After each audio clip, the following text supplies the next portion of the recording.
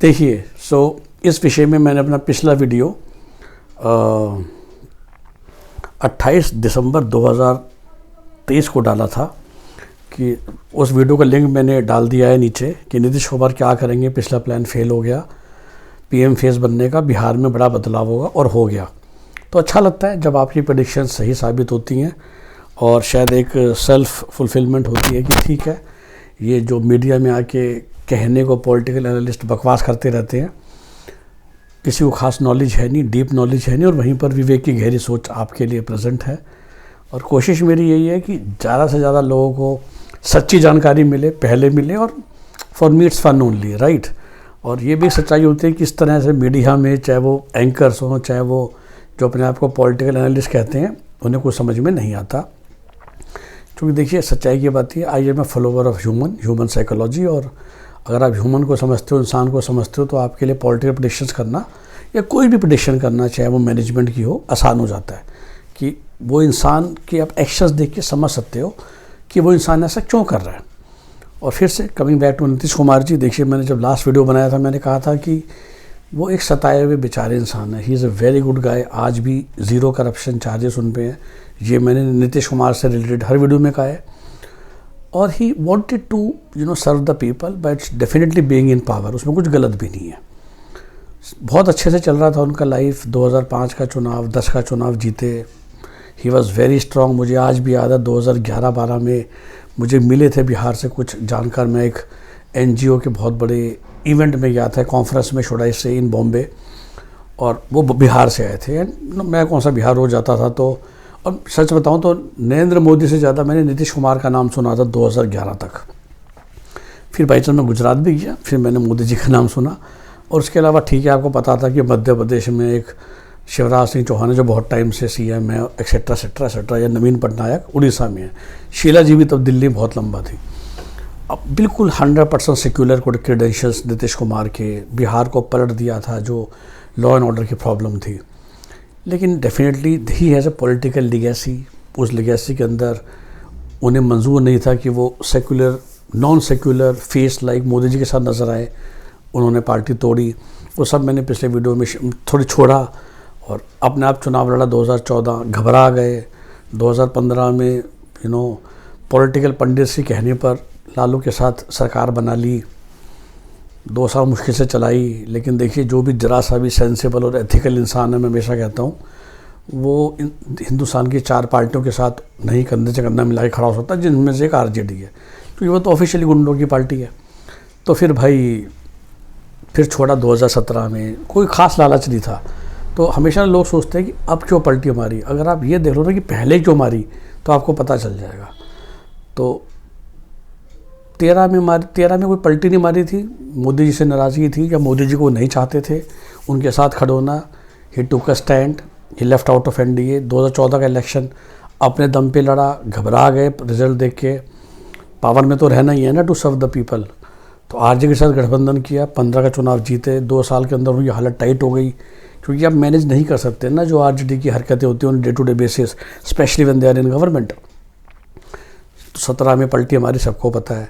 आराम से चल रहा था 3 साल तक। मैंने आपको बताया कि 20 में फिर से उनके कान भर दिए गए। तो चलता रहा। 19 का चुनाव ख़त्म हो गया। उसके बाद फिर वो 20 का चुनाव आया। 20 में BJP के साथ जीत गए। सीटें बहुत कम हो गई, और तब उनको एक डर साथ दिखा दिया गया। उनके फिर से जो नियर बाई कोटरी होती है, और तब तक वो महाराष्ट्र वाला कांड हो गया था कि भाई आपका फिर से पॉलिटिकल सर्वाइवल मुश्किल में आ जाएगा, एक्सेट्रा एक्सेट्रा। तो again he shifted to RJD। Still I am saying political survival. He is never found to sit with RJD। उनके लगा था BJP is a far lesser devil, और BJP विदाउट मोदी जी तो बिल्कुल ही उनके मित्र हैं। वो तो मोदी जी भी again, because he has that reputation. लेकिन RJD के साथ तो बहुत मुश्किल है एक सच्चे इंसान लाइक नीतीश कुमार का पार पाना। फिर भी उनको लालच दिया गया था, उनको शायद यही लालच दिया गया था। और मैं हमेशा कहता हूँ पिछले 2-3 साल से तो he is just looking for a nice retirement.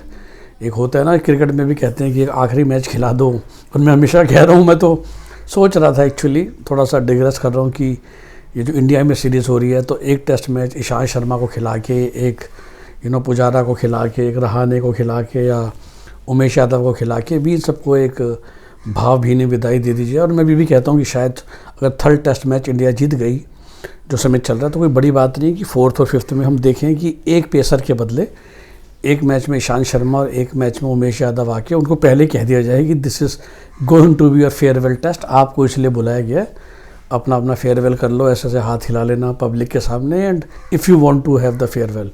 But अगर आप अभी तक IPL वगैरह खेलना चाहते हो तो फिर क्या ज़रूरत है, क्योंकि अब उनका नेशनल टीम में वापस आना प्रैक्टिकली इम्पॉसिबल है।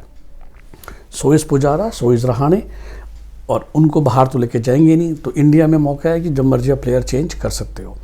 दे all are test players only, तो I think this test series is the ideal platform for them to get the farewell. Again having said that, Nitish Kumar ji वही ढूंढ रहे थे, उनको कहा गया था कि एटलीस्ट आपको PM फेस बना दिया जाएगा। और वो जो मैंने लास्ट वीडियो में कहा था कि सेम यशवंत सिन्हा वाला उनका मॉडल था कि 1 मई 2024 तक देख लेंगे, CM तो हम हैं ही, हार जाते चुनाव सब, मतलब मोटा मोटी, मतलब मैं किसी पार्टी का फेवर नहीं कर रहा, बस जो भी हवा दिख रही है कोई बात नहीं, एक वो तो रहता ना कि हाँ जी हमने चुनाव लड़ा, और उसके बाद फिर वो शायद अपनी जैसे कहते हैं रिटायरमेंट की तरफ बढ़ जाते शायद, क्योंकि वैसे वो बिहार में भी MLC ही हैं, और एक मौका लग जाता, उनको कारण मिल जाता छोड़ने का, और शायद फिर वो RJD को सत्ता दे देते, अपनी पार्टी भी किसी को दे देते। लेकिन जब उनको लगा कि ऐसा कुछ भी नहीं हो रहा है, तो फिर why the hell to give it to Tejashwi easily. वो तो उनके लिए एक, जैसे मैंने कहा ना कि एक लेट गो था, और ये उनको प्रॉमिस किया गया था सबके द्वारा कि हाँ भाई हम ऐसा करेंगे, और उनको एक वो रिटायरमेंट मिलेगी। अब नहीं मिल रही तो वापस से BJP में आ गए, क्योंकि जैसा मैंने कहा कि RJD के साथ देखिए रहना मुश्किल है।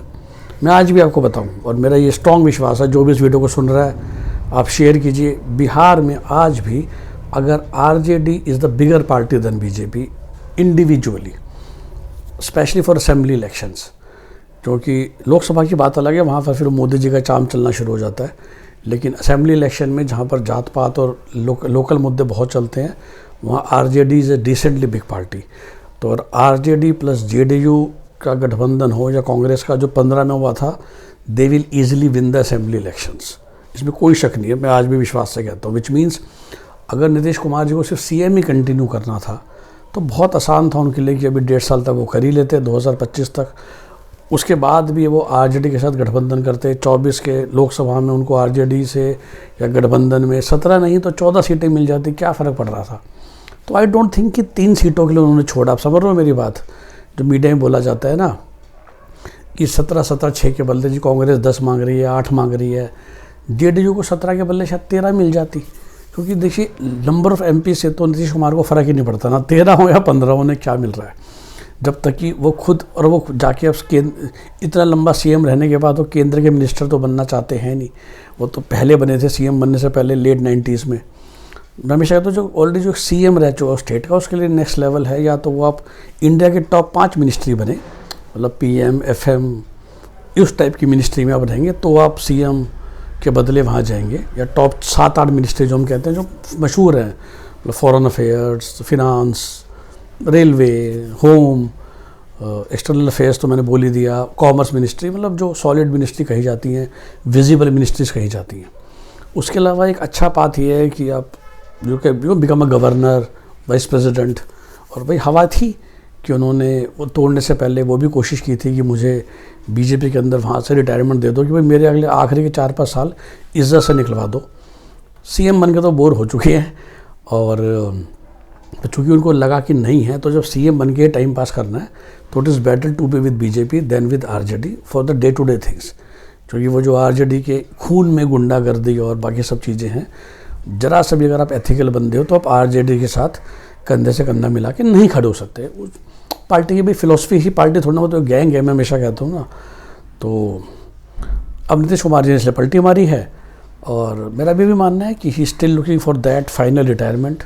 और फिलहाल तो यही है कि भाई 2014 में मोदी जी एक बार जीत जाएँ, नीतीश कुमार तो अर्ली इलेक्शन की बात कर रहे हैं, और फिर ये पॉसिबल है कि जैसा मैंने कहा कि इस इलेक्शन के बाद शायद अक्टूबर में जब हरियाणा और महाराष्ट्र के इलेक्शंस होने हैं, तभी शायद बिहार के इलेक्शन भी करवा दिए जाएं, और उस इलेक्शन के बाद डेफिनेटली कोई भी जीते, I don't think Nitish Kumar CM बनना चाहेंगे दोबारा। कोशिश शायद यही रहेगी सबके मिलकर कि बिहार का एक BJP का CM बन जाए विद दी कोलैबोरेशन, और फिर नीतीश कुमार जी तो अपना सीएम पोजीशन छोड़ के अगर मोदी जी की सरकार दोबारा आ गई तो एक बढ़िया से, जिसे कहते हैं ना, एक गवर्नर आखिरी 5 साल और उनका रिटायरमेंट छुट्टी हो जाएगा। तो आई थिंक ये सब वो चाहेंगे कि उनको मिले, और यही कारण है कि उन्होंने पलटी मारी। क्योंकि आपको फिर समझिए कि इस बार की पलटी मार के उनको ऐसा कुछ नहीं मिल रहा, कुछ नहीं। जो कि सीएम थे सीएम ही रहेंगे। तो कई लोगों ने कहा था कि जब सीएम ही बने रहना तो पलटी क्यों मारते हो। तो इस बार तो मैंने कहा ना, पलटी इसलिए मारी आरजेडी को झेलना। सेम पलटी का कारण था 2020 में झेलना, 2017 में सॉरी। बीजेपी वो हमेशा छोड़ते हैं डिफरेंट कारणों से, या कह लो एम्बिशियस। तो मोदी जी के टाइम में 2012 में उनको भी था कि मैं भी पीएम बन सकता हूँ, और पूरी उनकी गणित था कि बिहार में अगर मैं 40 में से 35 सीटें ले और हंग पार्लियामेंट आ गई तो मैं बन जाऊँगा। और लास्ट जो मारी थी 3 साल पहले, फिर से मैंने वही कहा कि जब वो फिर से सीएम बन के चली रहे थे बीजेपी के साथ, तो फिर से उनको लगा कि भाई अब हो गए हमारे 3 साल और विद बीजेपी। और जैसा मैंने कहा, उम्र भी हो रही थी, तो जो उनके साथ के लोग थे, प्लस थोड़ा सा उनको डराया भी गया कि जो महाराष्ट्र में हुआ खेला वो बीजेपी बिहार में भी कर सकते हो, तो आप कहीं नहीं रहोगे। प्लस उनकी भी एम्बिशियस ज़रूर थी, लेकिन I think finally now he has lost the ambition of becoming the PM face. मैं कभी भी पीएम बनने की उम्मीद, वो भी समझ चुके हैं 2014 के बाद कि पीएम बनने का चांस नहीं है, बट वो पीएम फेस बनना चाहते थे। जैसे यशवंत सिन्हा राष्ट्रपति फेस बन के रिटायर हो गए हैं फाइनली, पर वो भी नहीं बन पा रहे। तो उनको पता है कि अगर गवर्नर बन के रिटायर होना है या वाइस प्रेसिडेंट बन के रिटायर होना अगले टर्म में, तो वाइस प्रेसिडेंट फिर भी बहुत दूर है, 27 में नंबर आएगा। आई थिंक उससे पहले ही गवर्नर बना के उनकी छुट्टी कर दी जाएगी, और गवर्नर से वाइस प्रेसिडेंट भी बनाया जा सकता है, कोई ऐसी बड़ी बात नहीं है जैसे धनखड़ जी बने।